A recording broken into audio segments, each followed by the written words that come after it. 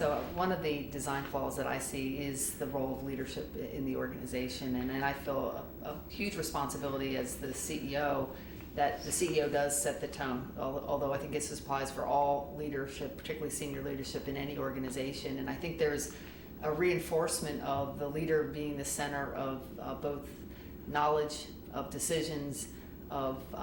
spotlight, so whether it be internal to the organization, but I'd say just as damaging external, that there's a high expectation that the leader has to have the answers, they have to have certainty. And we know that one, there's never certainty, and two, that the knowledge in the organization is really probably the best in terms of driving solutions and really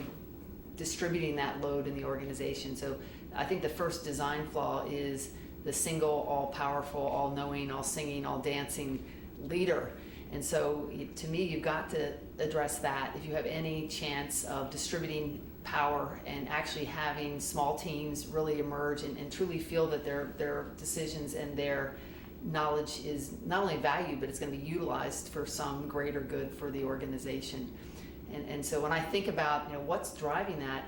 some of it obviously is external, but I'd say a lot of it is how the leader views their role and their own comfort with giving up that power. And so you can imagine the cues they get that it's reinforced, well, you're very knowledgeable, look how much knowledge you have and how many great decisions you made on this day. And to say that I'm not here to make all the decisions, I'm actually here to be the person be the architect or the conductor that's really trying to make the overall system work, and my job is actually not to get in the way and be a barrier to decision making. So it takes a lot of courage, I think, of the leader to start with basically changing that whole paradigm that we keep reinforcing in print,